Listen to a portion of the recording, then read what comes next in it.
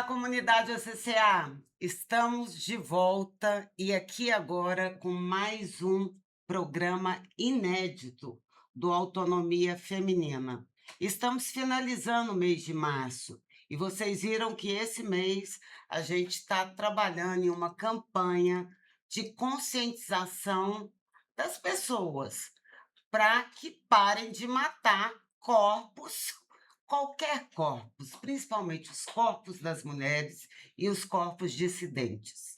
O Brasil é um dos lugares que, como nós já falamos e vamos insistir nessa tecla, um dos lugares do mundo que mais mata mulheres e principalmente mulheres trans. Então, a gente pensa que não é só um dia que vai mudar isso, mas a gente está junto de uma rede de apoio, de colaboração, para que a gente consiga construir um mundo que caiba outros mundos. E a nossa convidada, o nosso convidado, a nossa convidada, eu não sei como que eu falo. Convidada? Convidada. Então vamos lá. E pode corrigir, para eu aprender, tá? A nossa convidada hoje é uma pessoa que vem, ao longo do tempo, criando vários caminhos. E nós vamos falar hoje de escrita, desobediência e coletivo. E antes de anunciá-la, eu quero ler um textinho que nós fizemos para ela. A palavra nunca é neutra. Ela cria mundos, apaga outros, sustenta narrativas e também pode rasgar o que parece dado como natural. No Brasil, publicar livros ainda passa por atravessar filtros geográficos, econômicos e simbólicos, concentrado, como sempre, no eixo Rio-São Paulo. Quando a gente fala de editoras independentes, de literatura contemporânea, de vozes dissidentes, nós estamos falando também de disputa por existência, disputa por circulação, disputa por memória. Criar, editar e publicar fora desses centros e fora das normativas de gênero é um gesto político. Hoje, o Autonomia Feminina recebe uma pessoa que constrói autonomia na palavra, no corpo e na coletividade. Escritora, editora, livreira, jornalista, curadora, Lari Mundim faz da literatura um território de invenção e de deslocamento. Uma pessoa que escreve, publica, forma, cria espaços e faz isso a partir daqui, do nosso estado de Goiás, de Goiânia, fora do eixo, que costuma decidir quem deve existir no mercado editorial. Lari, seja muito bem-vinda, obrigada pelo convite, é um prazer tê-la aqui. Poxa, Márcia, muito obrigada. É uma alegria estar aqui com vocês no programa. Estou acompanhando, pessoas incríveis vocês têm reunido aqui para tratar dos melhores assuntos. Então, fico muito grata de ter sido lembrada para estar aqui e deixar algum recado também. Não, é um prazer tê-la aqui. E antes da gente começar a entrevista, vamos rodar o doc, que a gente sempre faz carinhosamente para a nossa convidada ou para os nossos convidados. Vamos lá. A palavra não nasce sozinha. Ela precisa de espaço, de escuta, de circulação. Mas nem toda palavra encontra caminho. Durante muito tempo, escrever no Brasil significou caber. Caber no mercado, caber no eixo, caber nas regras, caber no que já estava autorizado. Quem escrevia fora desses centros, fora desses códigos, fora dos corpos considerados legítimos, aprendia cedo que talento não basta quando não há porta aberta. Ainda hoje, muita gente cresce achando que livro não é para si, que literatura é coisa distante, que escrever é privilégio, que publicar é impossível. Mas há quem recuse esse limite. Há pessoas que não esperam convite, criam a própria mesa, a própria estante, o próprio circuito. Lari Mundim é uma dessas pessoas. escritora, editora, livreira, jornalista, formadora. Alguém que transforma a escrita em gesto cotidiano e a publicação em prática coletiva. Ao criar livros que podem ser arrancados, compartilhados, circulados, Lari desmonta a ideia do livro como objeto intocável e devolve a palavra às mãos das pessoas. Ao fundar uma editora independente em Goiás, desafia a lógica que concentra voz, poder e circulação em poucos lugares. Mas a Nega Lilo não é só uma editora. É encontro, é feira, é livraria, é formação. É gente que chega dizendo: eu nunca pensei que pudesse escrever, e sai sabendo que pode. Porque quando alguém publica pela primeira vez, não muda só a estante, muda a forma de se ver no mundo. Criar espaço é isso, não falar por ninguém, mas garantir que cada pessoa possa falar por si. E quando a palavra circula, ela cria vínculo, cria desejo, cria permanência. Aqui, a literatura não é luxo, é prática de vida. Esse é o despertar de hoje do programa ACCA, Autonomia Feminina.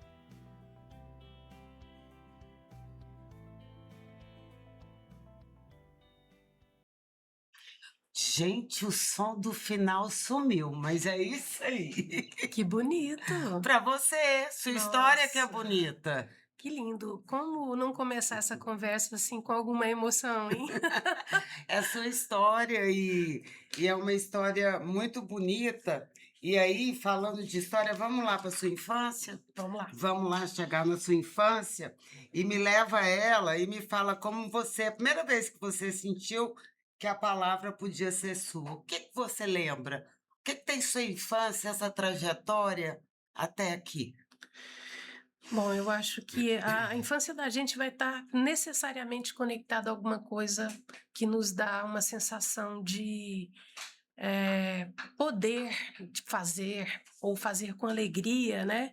Eu acho que aos 7 anos, a minha mãe, Ismaura, ela mantinha uma assinatura de um gibizinho que chegava mensalmente lá em casa. E aí eu me lembro muito assim de iniciar meus trabalhos como leitora, um contato com o livro fora da escola, no caso uma história em quadrinhos, degustando palavras assim que eu não conhecia ainda, me sentindo curiosa, né, pela aquisição de vocabulário. E aí isso foi expandido para a escrita. Eu fiquei com vontade, como leitora, eu fiquei com vontade de escrever.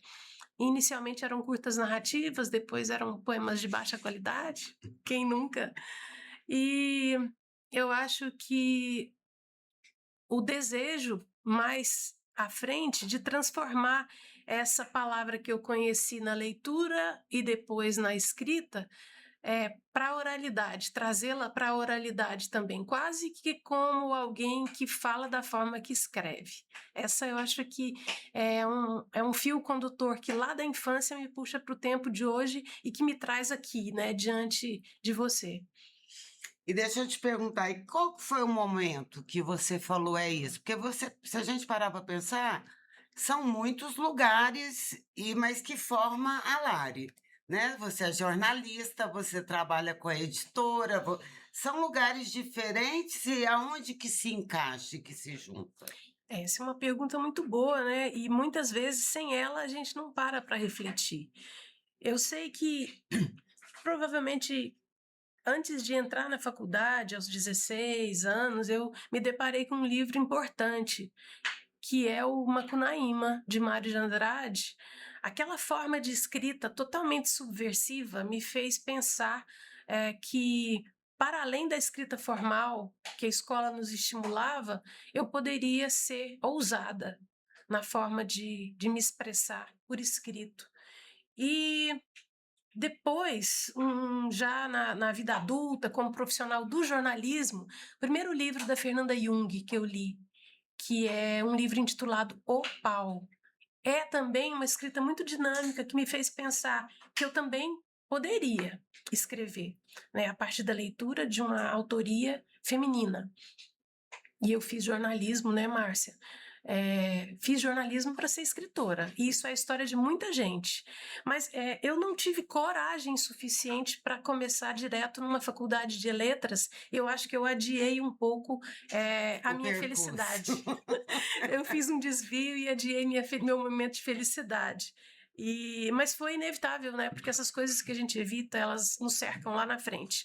Então, de alguma Elas forma, batem na porta, ou é, elas saem na porta, né? elas Porque elas saem. saem de dentro. Importante a gente atender, né? Esse chamado. Receber. E foi assim, eu acho que pelos livros que eu li, e eu recebi esse chamado, mas sobretudo na leitura do livro escrito por uma mulher, quando eu me deparo assim com a possibilidade de eu também poder escrever e dizer, não, é, eu, eu também quero isso para mim. Isso é um desejo juvenil que acabou se consolidando, né? Que é muito bom, né? E sabe por que que eu te perguntei isso? Porque em todas as áreas que você está, são áreas de comunicação, né? E são formas de comunicação. É. A gente estava conversando ali lá fora antes de entrar, tinha uns 10 anos que a gente não se via, e eu venho da produção, depois vou para a academia, fico 15 anos e tal, e depois retorno para esse lugar porque eu senti necessidade da comunicação, de comunicar com outras pessoas de forma diferente, porque é um negócio muito fechado. Tem hora que eu me senti, apesar de fazer parte lá do Dona Alzira, né? Beijo, Guimário, o pessoal do Dona Alzira, que é um lugar de acalento, de construção, criatividade e tal, mas não deixa de ser um lugar da academia. E tinha hora que eu me sentia. E todos eles têm muito com a literatura, a gente vai criando outros espaços de comunicação. E ao longo da sua carreira, você vai mudando também o processo criativo e de escrita. Como que é isso? Né? Porque eu penso que a academia, eu sou o que me liberta é conhecer. Então, assim, tem algumas, como tudo, tem disputa, lá também tem disputa de memória, de história e tal, mas também a ciência ela é extremamente importante para a vida. Mas não basta só lá. E a gente vai mudando. Como é que é isso na sua vida? Essas linguagens, os Uhum. livros que você vai construindo. Querendo ou não, se você vai para uma faculdade de jornalismo, por mais que você desvia, mas você tem metodologia. Como que é isso? Eu acho que a discussão da relação entre forma e conteúdo sempre teve no meu horizonte, né? Eu me lembro de um teórico da comunicação, que é o McLuhan, é um teórico canadense que cunhou uma máxima que vale para a gente pensar a cibercultura, inclusive, que é meio é mensagem. Então, a forma como o meio interfere e impacta na mensagem que chega para a gente, assim como o tempo e o espaço também, sempre foram para mim questões, mesmo que num plano mais inconsciente. Então, o que eu quero dizer com isso? Quando eu me publiquei, eu tinha na forma e na arquitetura da escrita um jeito de me ancorar, às vezes para suprir um pouco a minha imaturidade na escrita, né? Então, o meu primeiro livro ele tem muito de estética e arquitetura, porque ele é todo composto de forma. São e-mails e chats trocados entre as minhas personagens, e o leitor consome aquele conteúdo como se estivesse lendo correspondência alheia. Então eu achei que isso era suficiente para que eu pudesse construir a narrativa a partir da forma, né? Mas a forma também, ela impacta em alguma outra publicação, como esse Faz RS, vou mostrar aqui. Ele foi um livro que eu publiquei em 2016, ele é como o meu best-seller.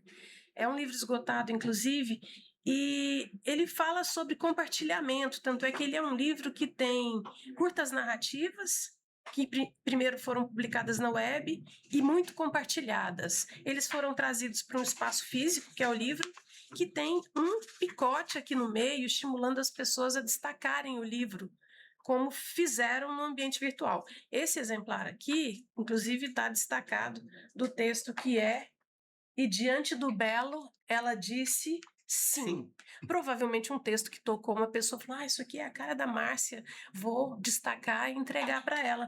Então, aqui também tem muito de forma ancorando o meu trabalho de escrita.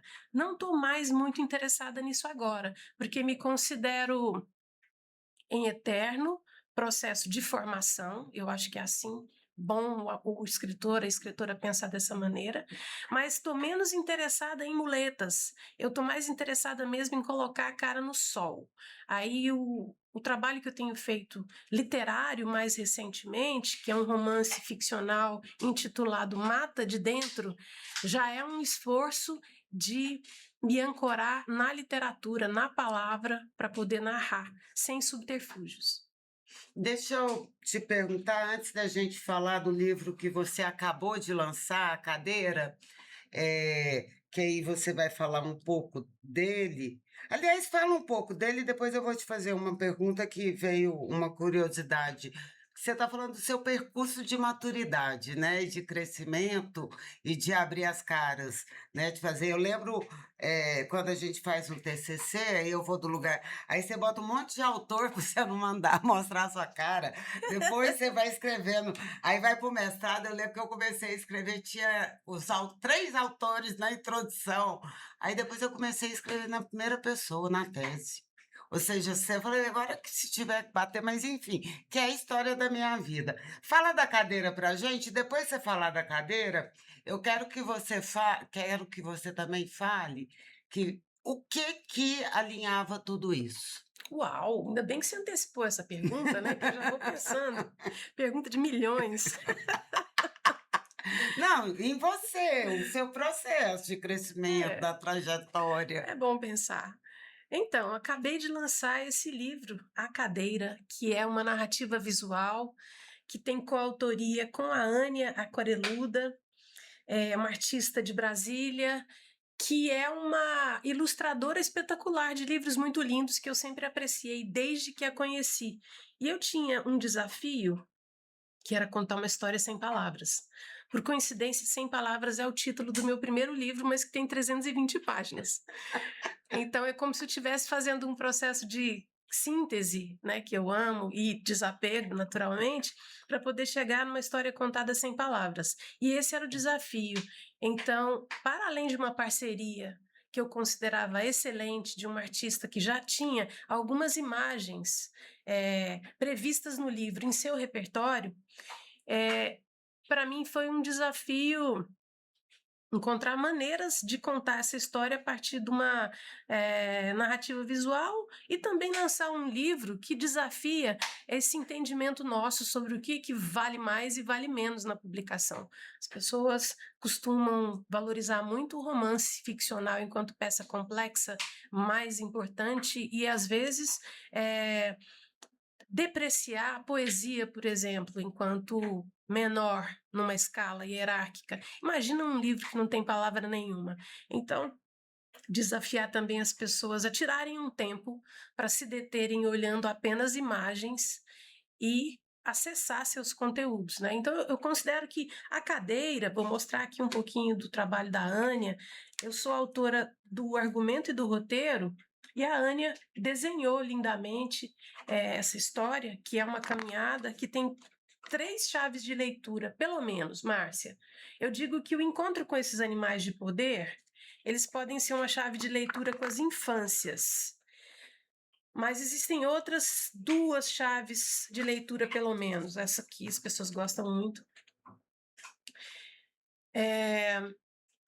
A aproximação com a cultura yogi, que é o que justifica o título da obra, né? A Cadeira, porque essa personagem, ela está em deslocamento enquanto ela permanece numa postura do yoga que se chama Utkatasana, que é a postura da cadeira. O apelido dela é a postura da cadeira.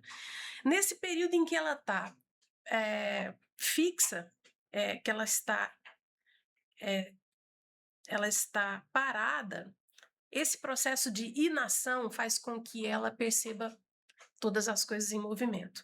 Então, existe um texto que abre o livro, que é um texto de minha autoria, que é a epígrafe: Enquanto espera, tudo move, para discutir a inação, que é um conceito que está lá no budismo, mas que a gente pode simplesmente utilizar, mesmo no desconhecimento dessa filosofia, pensando nas coisas como elas são no nosso tempo, né? E existe um outro texto que pode parecer conflituoso com esse, mas não é, porque a gente tem mania de dizer que as coisas são sim e não, preto e branco, e que elas são uma contra a Dualismo, é outra. o dualismo eterno, Eterno, né? que não junta nada e que divide em duas coisas só. Só em duas coisas. E esse texto também aproveita a oportunidade de pensar as polaridades, mas a cultura da binariedade que é imposta.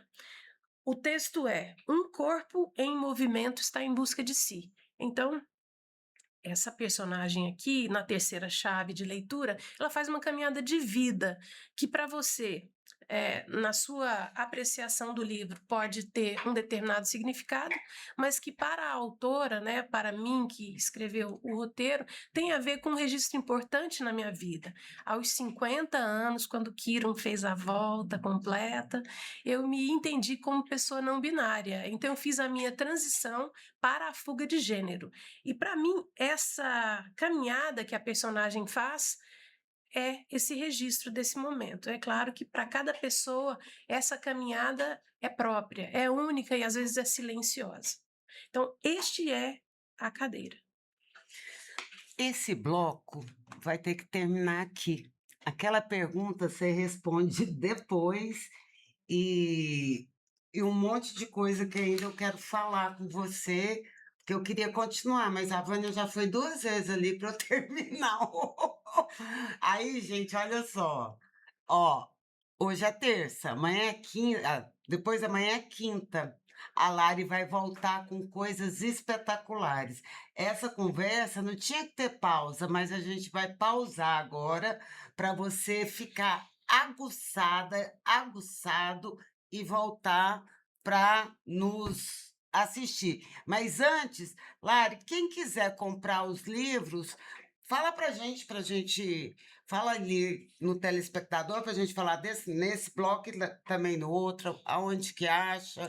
Esse livro, assim como todos os outros livros do catálogo da Nega Lilu, podem ser encontrados no nosso site, no site da editora Nega Lilu, assim como em alguns pontos de venda aqui em Goiânia, a Livraria Palavrear, a Livraria Tecoar, a Cria Galeria também, e na Casa Pomar, nosso ponto de venda mais recentemente adquirido como parceiro, né? Então está espalhado pela cidade, pode chamar também no DM do Instagram que a gente atende. E no Brasil inteiro e no mundo inteiro, é só entrar lá na internet. Beijo, obrigada, não deixa de nos seguir, hein? Aperta aí o sininho, compartilha esse programa, nós estamos precisando do apoio cada dia mais de vocês. Estamos crescendo, mas queremos crescer mais. Beijo, tchau, até o próximo episódio.